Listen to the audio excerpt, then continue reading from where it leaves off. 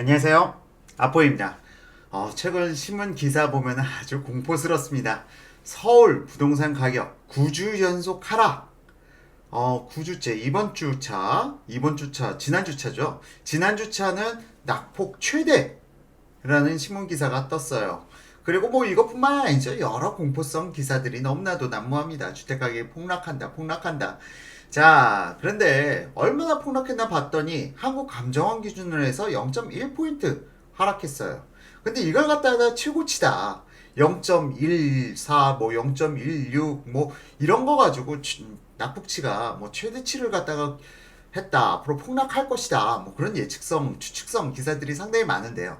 사실상 제 지난 방송들을 지속해서 보아 오셨다면 아시겠지만 0.123 별로 큰 의미 없습니다. 0.1포인트 하락, 0.2포인트 하락, 0.3포인트 하락 거의 의미가 없어요.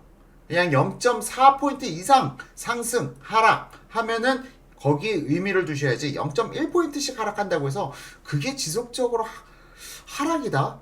글쎄요. 최근에 12월 달에는 거의 뭐 한국건조관에서 계속 서울의 주택가격이 하락한다라고 분석해 놓고 있는데 실제로는 그렇지는 않습니다. 실제로 하락하는 지역은 강남 지역이 좀 유독 좀 몸살을 앓고 있고요. 강남 3구, 뭐 강동까지 치자면 칠 수 있겠죠. 그 기타 지역, 최근에 많이 상승했던 곳들 위주로 좀, 주춤하거나 아니면 살짝 약 하락을 갖다가 보이고 있는데요.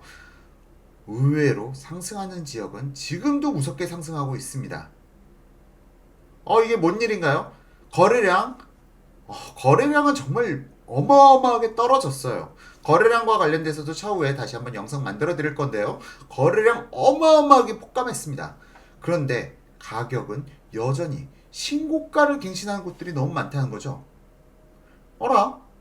거래량이 감소하면은 가격은 보합 내지 하락인데 어떻게 신고가를 갱신해냈냐?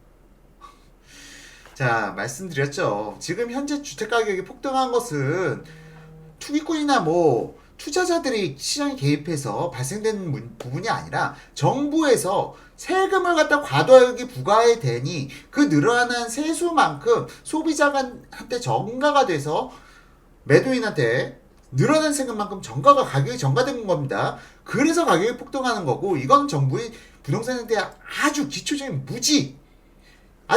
지식조차도 없었기 때문에 나타난 폭등이라는 겁니다. 그리고 지금 현재 송파구를 중심으로 해서 서울의 입주 물량이 상당히 많아요. 그럼에도 불구하고 이렇게 신고가 갱신단지들이 나타나고 있다? 이거는요, 위험한 겁니다. 다시 한번 언제든 지금 이 입주 물량 1, 2월 달에 입주 물량이 좀 몰려 있는데요. 이게 해소되는 시점에 다시 한번 재폭등이 나타날 수 있다는 걸 의미하고 있어요. 상당히 위험한 징조 현상입니다, 이게. 그런데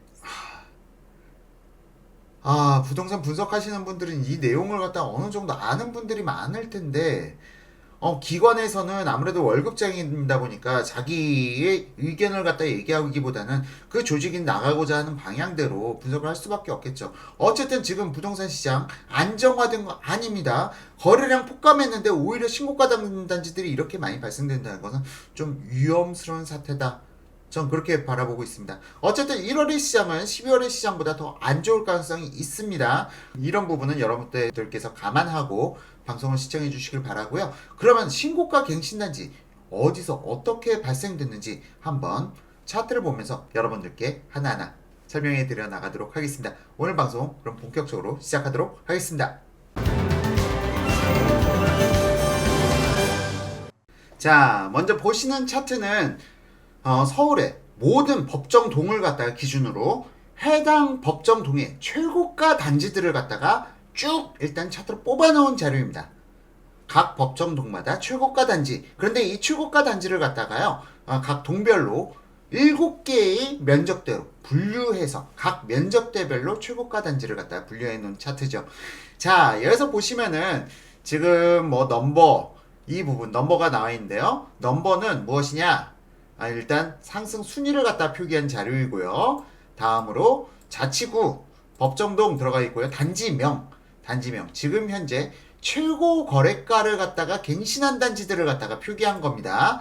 그리고 전용 면적, 이거는 해당 단지에서 거래된 전용 면적을 표기했고요. 다음 층, 준공 연차, 거래월, 그리고 거래가, 다음 전고점 대비해서 얼마가 상승했느냐를 갖다 여기다 표기를 했어요. 전고 대비가 바로 전고점 대비해서 상승 가격입니다.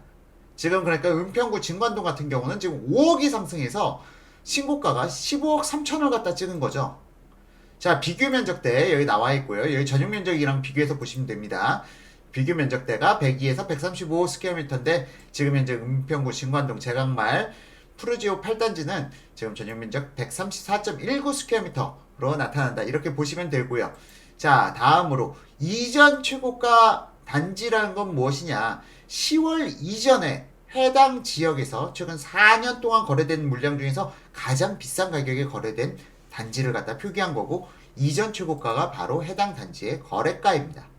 자, 이렇게 보게 되면은 지금 10월 이전에 은평 뉴타운 우물골 두산 위브 7단지가 10억 3천에 거래된 바 있었는데요. 지금 보게 되면은 12월 달에 그렇게 부동산 경기가 안 좋았다는 12월 달에 15억 3천의 제강말 푸르지오 8단지 134.19 스퀘어미터가 거래가 되었습니다. 최고가 갱신이 5억씩 오르는 경우는 저도 너무 당황스러운데요. 사실은 이거는 이유가 있어요.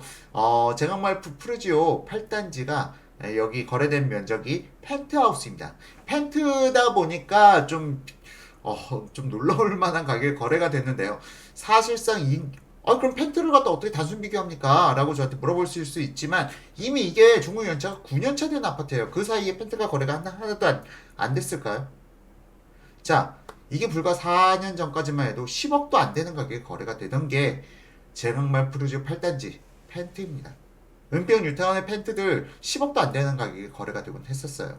그런데 이게 지금 15억 3천에 거래됐다. 상당히 놀라울 만한 상승인 거죠. 자, 다음 두 번째로 용산구 원효로 사가의 산호 아파트, 전용 면적 40.46 스퀘어미터, 매우 작은 아파트죠. 그러니까 거실 겸 침실 하나에다가 보조 침실 하나, 그리고 화장실 하나, 주방 하나, 그렇게 상당히 초소형 아파트인데요. 이거 같은 경우는 지금 기존 최고가 작년 10월 이전에 기존 최고가는 5억 5천만 원이었습니다. 산호 아파트 동일하죠. 그런데 가을 상승 가격은 3억이 상승했어요. 왜 이렇게 높은 상승을 보였냐?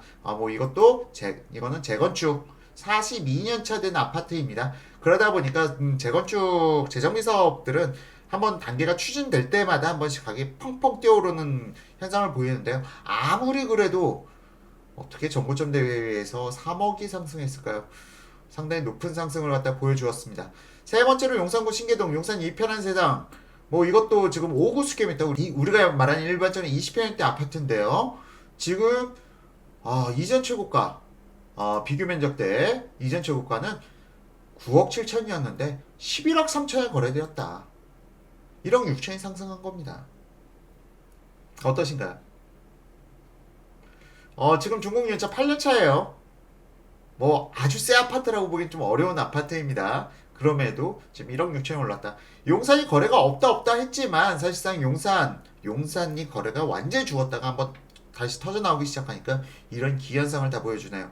자, 네 번째 동작구 노량진동 은성 아파트, 이것도 1억 5천 올랐다. 근데 기존 이전 최고가 단지는 다른 단지네요. 정원 샤인빌 6억 7천이었는데 8억 2천으로 올랐다. 이것도 비교 대상이 되긴 좀 어렵습니다. 이거는 재정비 사업이에요. 노량진 재정비 구역, 그러니까 뉴타운 지역의 재개발 속도가 좀 속도를 내면서 급등한 것으로 보이고요.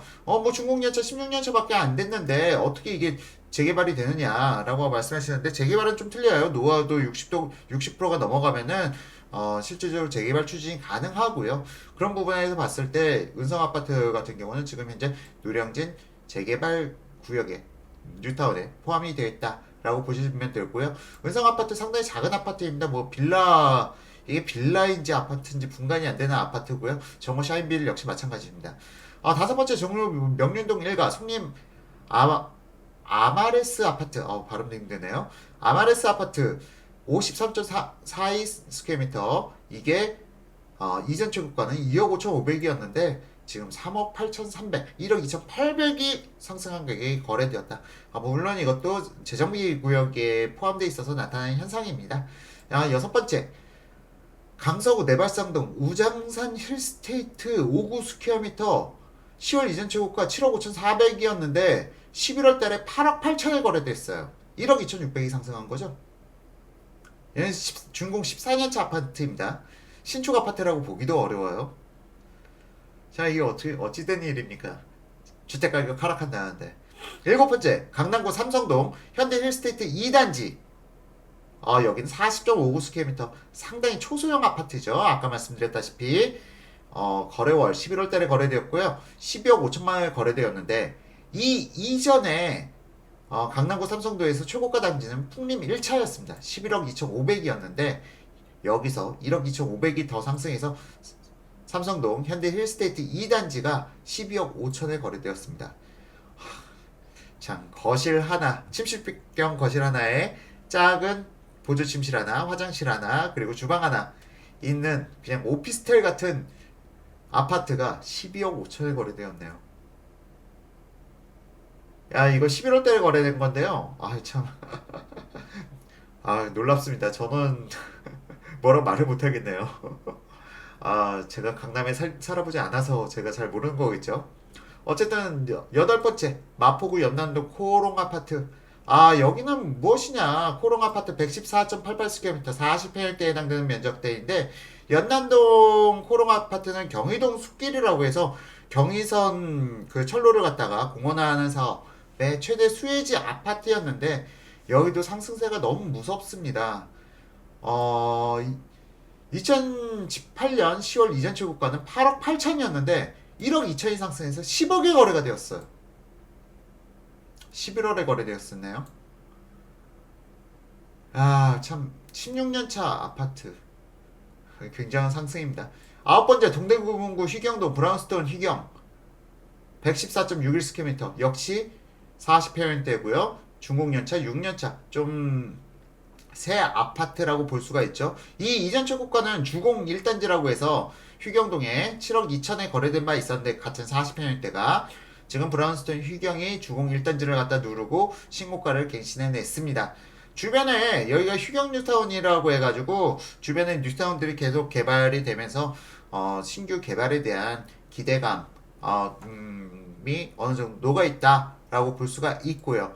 열 번째, 용산구 산천동 리버힐 삼성.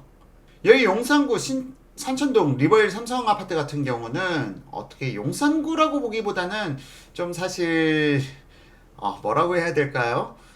마포구에 가까운 마포 권역이라고 볼 수가 있는 아파트입니다. 40평형대 이전 최고가는 10억 6천이었는데 이번 신고가는 1억 천이 오른 11억 7천에 거래가 되었습니다. 준공 18년차 아파트. 뭐요? 참 놀라운 일이죠. 40평형대 중대형평 상승하지 않는다 했는데 지금 40평형대만 연달아 세 번째 소개해드리네요. 자, 이어서 지금 11번째 동대문구 용두동 레미안 허브리츠 40평형대네요. 114.96스퀘어미터. 지금 현재 중공연차 8년차고요. 거래월 11월. 앞서 말씀 안 드렸는데 브라운스톤 휘경이라든지 리버힐 삼성 다 거래월 12월 달이었고요. 그리고 이번에 다시 동대문구 용두동 레미안 허브리츠 11월입니다. 거래가 10억 6천만 원. 이전 최고가 얼마인가 봤더니 9억 5천만 원에서 1억 1천만 원이 올라서 10억 6천에 거래가 되었습니다. 역시나 40평형대네요. 자, 지금 이걸 갖다 다 불러드리기가 좀 어렵겠죠. 지금 1억 이상씩 상승한 곳들은 다 불러드렸고요. 쭉 해서 계속 상승단지들 차트화 시켜서 표기해 놨습니다. 지금 이것은요, 이 자료는 지금 아포유 네이버 카페에 지금 이렇게 카페에 공유를 해드렸고요. 궁금하신 분들은 아포유 카페에 가입하셔가지고 동별 신고가 갱신 현황 11에서 12월 이 자료를 보시면은 여러분들께서 남은 자료들 다 확인해 보실 수가 있습니다. 지금 우클릭 허용돼 있어가지고요. 이거 자료 우클릭해서 다운 받으셔서 보실 수가 있고요. 마저는 다 설명드리진 않을게요. 다만 다음 챕터에서 지금 신고가 갱신단지들 통계를 내놓은 것을 갖다가 한번 소개해드리고 방송을 마무리하도록 하겠습니다. 자, 지금 보시는 자료는 각 동별 신고가 갱신 단지가 어디서 얼만큼 나왔는지, 그리고 면적대별로 구분해서 보실 수 있도록 한번 표를 만들어 봤고요. 신고가 갱신 단지가 나타나는 곳이 가장 많이 나타나는 곳은 동대문구로 지금 표기가 됩니다. 동대문구가 9개 단지에서 신고가 갱신 단지가 나타났고요. 도봉구 8개, 송파구 6개, 용산구 6개, 성동구 6개, 성북구 6개, 강남구 5개, 서대문구 5개 이렇게 나타납니다. 각 단지가 어딘지 궁금하시다면 네이버 아포유 카페에 가입하셔서 자료 다운받아서 확인해 보시면 되고요.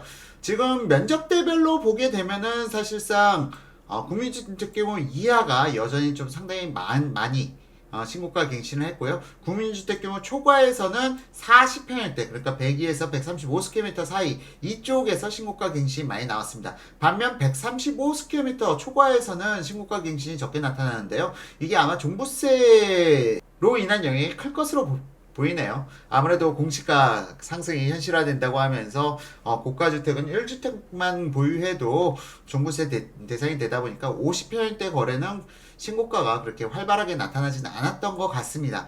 자, 이걸 갖다 보시면서 여러분들께서 내가 사는 지역 여기서 신고가가 발생됐네, 어딜까 한번 찾아보기를 원하신다면은 앞선 말씀드린 아포유 카페에서 확인해 보시길 바라고요. 자, 지금 상황 신고가 폭이 생각보다 상당히 높게 나타나고 있다. 이 말은 지금 현재 침체기가 결코 가격 하락의 전조 증상이 아니라 지금 일시적으로 헬리오시티 입주 물량이 너무 몰렸고 2월 달에 또 서울에 입주 물량이 많아요. 7천 가구 정도 나타납니다. 이 1, 2월 달에 입주 가구들이 너무 물량이 많다 보니까 일시적으로 제가 지난 방송에서 이렇게 표현을 했죠. 덜컹하는 수준의 지금 침체라고 저는 느껴지고 있고요. 최소 4월 달부터는 그래도 시황이 어느 정도 개선의 여지가 상당히 크게 나타나고 있다. 전 그렇게 바라보고 있습니다. 자, 어쨌건 최근 언론에서 여러분들을 갖다 계속 불안 심리에 불을 지피고 있습니다. 여러분들이 불안해서 급매를 내놓으시도록 혹은 절대 주택을 사지 못하도록 자꾸 공포 심리를 갖다 더 크게 조장시키고 있는데요. 예상 외로 11월, 12월 전 선전하고 있다 라고 보고 있습니다.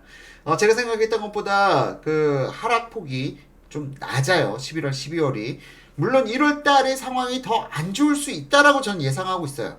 1월 달이 지난 12월 달보다 더 상황이 안 좋을 수 있다. 왜? 입주가 이제 막 시작되고 2월 달에 이제 입주해야 될 아파트들에 대해서 저가의 전세 매물이 더 시장이 풍부하게 많아질 수 있는 시점입니다. 저가의 전세를 원하신다면은 참 올해 1월, 2월 참 행복한 타이밍입니다만 이 이후에 주택 가격이 상승할 걸 생각한다면은 글쎄요. 이거에 대해서는 저도 뭐 더 이상 깊게는 말씀 안 드릴게요. 어쨌든 지금 현재 언론에서 여러분들께 하고 있는 이야기, 한국감정원 뭐 9주 만에 서울 최대폭 하락, 그냥 0.3포인트 이상 하락한다고 하면은 그때는 제가 다시 한번 면밀하게 분석해 드릴게요. 하지만 주간 0.1포인트 하락 그런 거는 전 크게 신경 쓰지 않습니다. 물론 상승기 때도 전 동일하게 말씀드렸어요. 0.12 상승은 그냥 무시해라. 0.3, 0.4 이상 상승부터는 그때부터는 좀 심각하게 바라봐야 될 필요가 있다. 전 그렇게 말씀드렸기 때문에 하락 역시도 마찬가지입니다.